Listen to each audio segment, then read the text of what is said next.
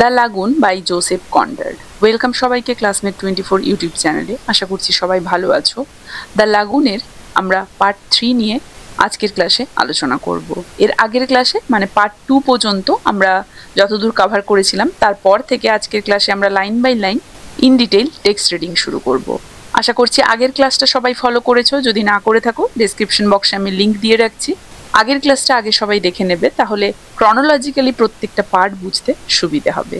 এছাড়াও আমার চ্যানেলে যারা যারা নতুন, কাইন্ডলি চ্যানেলটা সাবস্ক্রাইব করে নেবে এবং চ্যানেলটা ফলো করে একটা লাইক এবং একটা শেয়ার করে দেবে।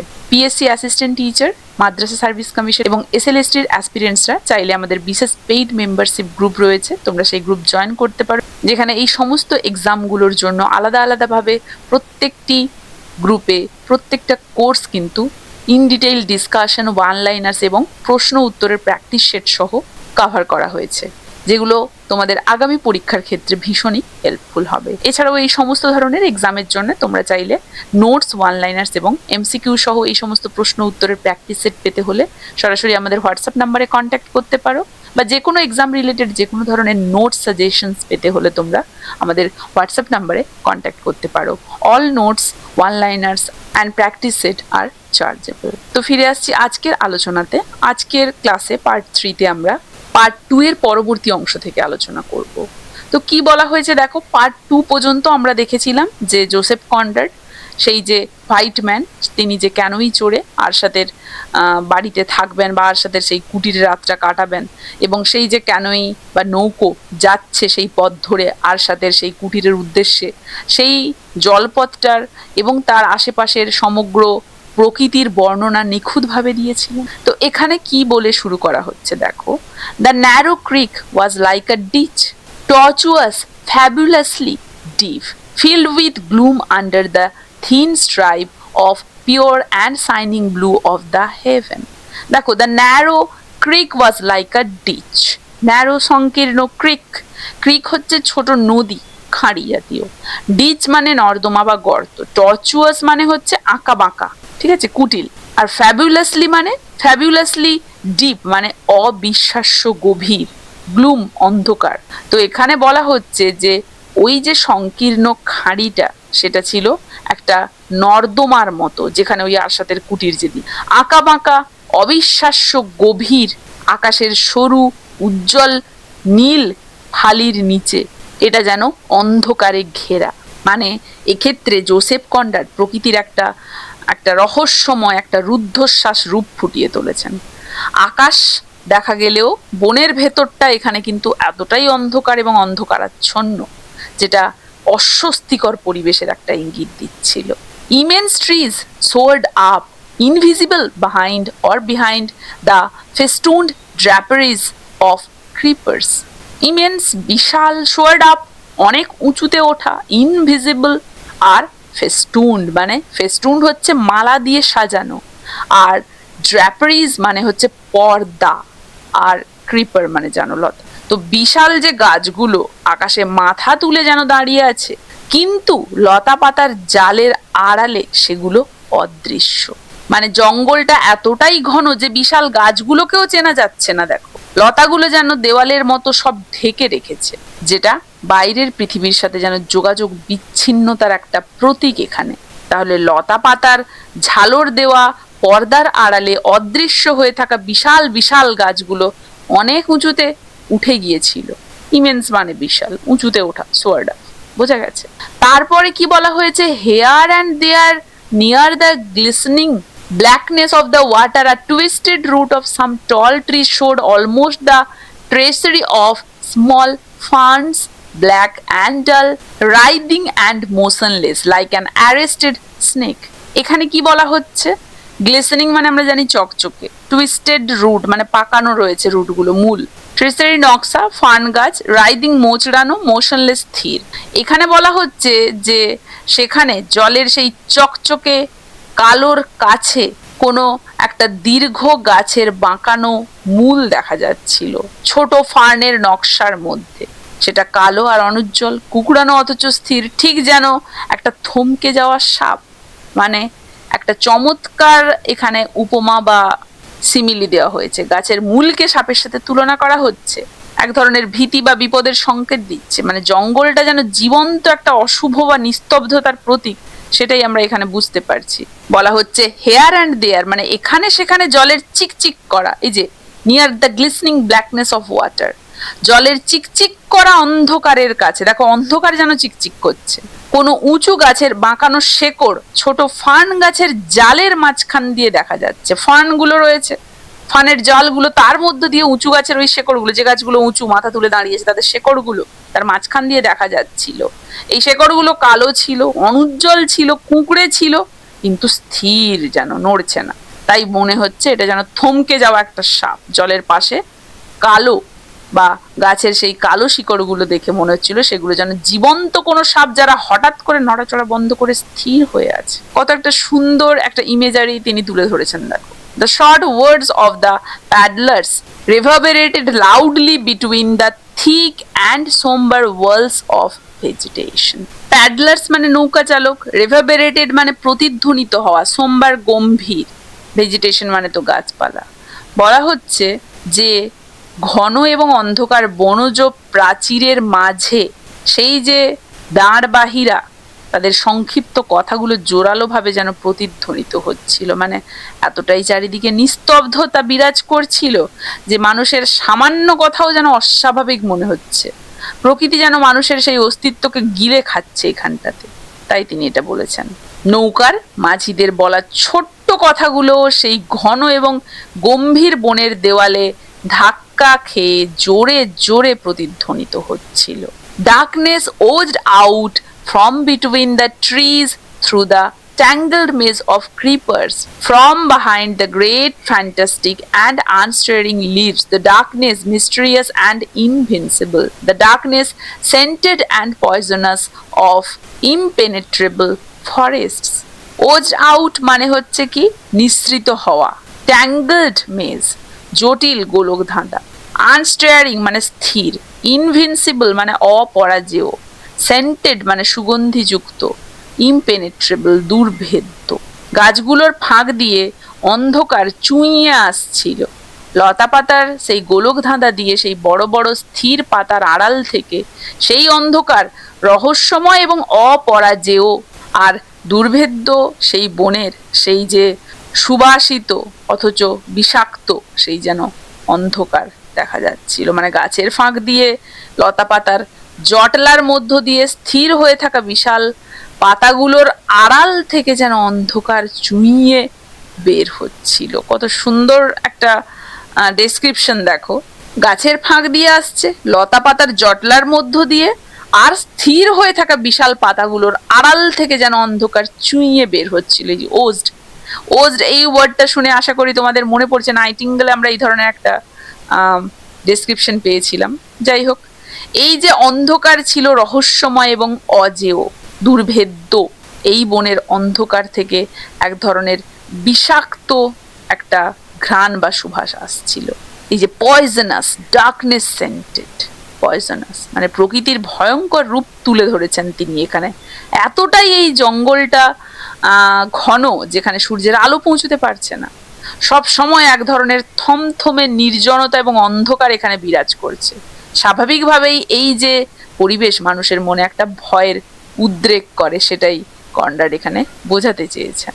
নেক্সট প্যারাগ্রাফ দেখো, মানে এই যে বিবরণটা এটা আমরা কখন পাচ্ছি, সেই নৌকো নিয়ে যখন তারা ডিসাইড করলো যে আরশাতের কুটিরে আজকে রাতটা কাটাবে, সেই আরশাতের কুটিরের দিকে তাদের নৌকো যখন এগোচ্ছে, সেই যে আশেপাশের প্রকৃতির পরিবেশ, জল এবং জলের দুধারে যে অরণ্য বনানী, সেগুলো। The men poled in the shoaling water, দেখো শোয়ালিং ওয়াটার মানে হচ্ছে অগভীর জল, পোল্ড মানে লগি দিয়ে নৌকো চালানো। The creek broadened, opening out into a wide swept of a stagnant lagoon. Broadened প্রশস্ত, ঠিক আছে, ওপেনিং উন্মুক্ত হওয়া, স্ট্যাগনেন্ট মানে বদ্ধ লাগুন। এই যে লোকগুলো অগভীর জলে তাদের সেই লগি ঠেলে নৌকো চালাচ্ছিল, এবং ক্রিক মানে ওই যে খাঁড়িটি, সেটা পরে দেখা গেল প্রশস্ত হয়ে একটা বিস্তৃত বদ্ধ উপহ্রদে গিয়ে যেন মিশলো। এতক্ষণ একটা সরু জায়গার মধ্যে দিয়ে যাচ্ছিল নৌকাটা, হঠাৎ করে কোথায় প্রবেশ করলো, নৌকাটা যেন একটা প্রশস্ত বিস্তৃত উপহ্রদে গিয়ে মিশলো, মানে সেই জলটা মিশলো, নৌকাটা গিয়ে যেন সেখানে প্রবেশ করলো। লোকগুলো অগভীর জলে লগি ঠেলে নৌকো নিয়ে যাচ্ছিল, কারণ এখানে আমরা বুঝতে পারছি নদীর সেই অংশটাতে জল অনেকটা কম ছিল, তাই না, কম গভীর, তাই অগভীর। ছোট সেই ক্রিক খাঁড়ি বা খালটা চওড়া হয়ে গেছে, একটা স্থিরবদ্ধ জলাভূমির বিশাল অংশের কাছে গিয়ে সেটা মিশলো। আর কি, the forests receded from the marshy bank, leaving a level stripe of bright green greedy grass to frame the reflected blueness of the sky. জঙ্গলগুলো জলাভূমির মতো তীর থেকে দূরে সরে যাচ্ছিল, যার ফলে উজ্জ্বল সবুজ রঙের লম্বা ঘাসের একটা সেই সমতল অংশ দেখা যাচ্ছিল, এবং এই যে ঘাসগুলো যেন আকাশের সেই নীল প্রতিচ্ছবিকে একটা ফ্রেমের মতো ঘিরে রেখেছিল। এই যে রেসিডেড পিছিয়ে যাওয়া, মার্শি ব্যাংক মানে কাদাযুক্ত সেই তট, আর রেডি গ্রাস, রেডি হচ্ছে সেই নল খাগড়া জাতীয় ঘাস, রিফ্লেক্টেড প্রতিফলিত, মানে জলাভূমি থেকে বন কিছুটা দূরে সরে গেছে এখানে, কারণ এটা প্রশস্ত জলাশয়টা বদ্ধ। বনটা আগে যেহেতু ওই জায়গাটা ক্রিক সরু খাড়ি ছিল, মানে জলের দুপাশেই খুব কাছেই জঙ্গলটা ছিল, আর এখানে প্রশস্ত মানে দূরে সরে গেছে জঙ্গলটা, তাই বলা হয়েছে। সেখানে এক ফালি উজ্জ্বল সবুজ ঘাস দেখা যাচ্ছিল, আকাশের নীল ছায়াকে যেন সেই ঘাস চারপাশ দিয়ে ঘিরে রেখেছে। লেখক এখানে যেন সেই একটা রঙের বৈপরীত্য তৈরি করেছেন, আকাশের নীল আর ঘাসের সবুজ মিলে একটা শান্ত ছবি তিনি তৈরি করে দিয়েছেন। A fleecy pink cloud drifted high above, trailing the delicate coloring of its image under the floating leaves and the silvery blossoms of the lotus. Fleecy পেজা তুলোর মতো, পিঙ্ক ক্লাউড গোলাপি মেঘ, ড্রিফটেড ভেসে চলা, ট্রেইলিং পিছিয়ে ফেলে আসা, silvery ব্লজমস রূপলি full.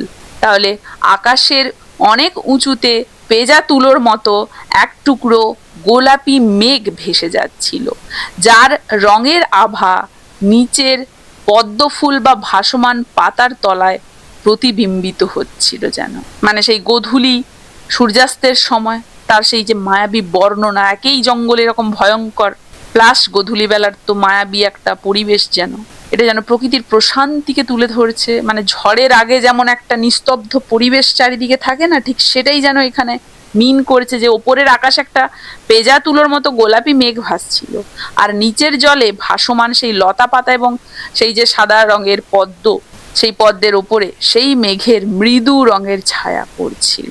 A little house perched on high piles appeared black in the distance. দেখো দূরে একটা ছোট্ট বাড়ি দেখা গেল, যা উঁচুতে মানে খুঁটির ওপর তৈরি করা হয়েছিল, যাকে মালয় ভাষায় হাই পাইলস বলা হচ্ছে। দূর থেকে বাড়িটা কালো দেখাচ্ছিল, ওই যে আরশাতের বাড়ি দেখা যাচ্ছে। এখানে একটা ছবির সাহায্যে আমি একটু বোঝানোর চেষ্টা করবো, ক্লিয়ার হবে তোমাদের মাথায় যে কিভাবে দৃশ্যটা এখানে তুলে ধরা হয়েছে বা জোসেফ কনরাড তুলে ধরেছে। দেখো যদিও এটা প্রপার নয়, তবুও কিছুটা এই ধরনেরই হবে ছবিটা। এখানের উপরে বিশেষ ফোকাস করো না, নৌকোটা ছোট কিন্তু তার উপর একটা ছোট ঘর টাইপের ছিল, এবং এখানে অনেকগুলো প্যাডলার ছিল এবং হোয়াইট ম্যানও ছিল। এখানে সেরকম কিছু নেই, তবে জাস্ট আমি দৃশ্যটা বোঝানোর জন্য এরকম একটা ছবি দিলাম, যে এই যে হাই পাইলস, ম্যালয়দের সেই হাই পাইলস সেভাবে উঁচুতে করে কি করে কুটিরগুলো তৈরি করা বা নির্মাণ করা হয় সেই জিনিসটা বোঝানোর জন্য, এবং আশেপাশের পরিবেশটা, মানে সেই যে সরু খাঁড়ি দিয়ে নৌকাটা প্রবেশ করে একটা প্রশস্ত জায়গায় প্রবেশ করলো, যার ফলে জায়গাটা চওড়া হওয়ার কারণে জলাশয়টা অনেকটা বিস্তৃত, তাই বনভূমিগুলো যেন দূরের দিকে সরে গেছে, এবং মাঝখানে একটা উঁচু জায়গাতে যেন আরশাদের সেই কুটির, ঠিক এরকমই একটা চিত্র ছিল। ঠিক আছে, এই জিনিসটা একটু মাথায় রাখার চেষ্টা করবে, যে এইভাবেই যেন দৃশ্যটা বর্ণনা করেছেন। ঠিক আছে, প্রপার না হলেও কিছুটা এই টাইপেরই। তো কি বলা হচ্ছে এখানে দেখো, তারপরে near it two tall nibong palms that seem to have come out of the forests in the background leaned slightly over the ragged roof with a suggestion of sad tenderness and care in the drop of their leafy and soaring heads. এই যে দুটো গাছ আমরা দেখতে পেয়েছিলাম ছবিতে, দুদিকে ছিল, তাই না?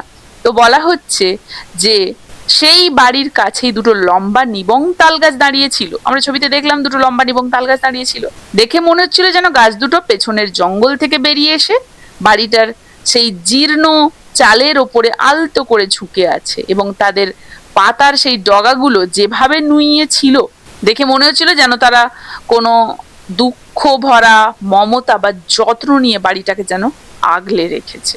স্যাড টেন্ডারনেস, বিষাদময় মমতা বলা হয়েছে। র্যাগড রুফ, জীর্ণ ছাদ। দূরে ছোট্ট ঘর উঁচু খুঁটির ওপরে দাঁড়িয়ে কালো দেখাচ্ছিল সেটাকে।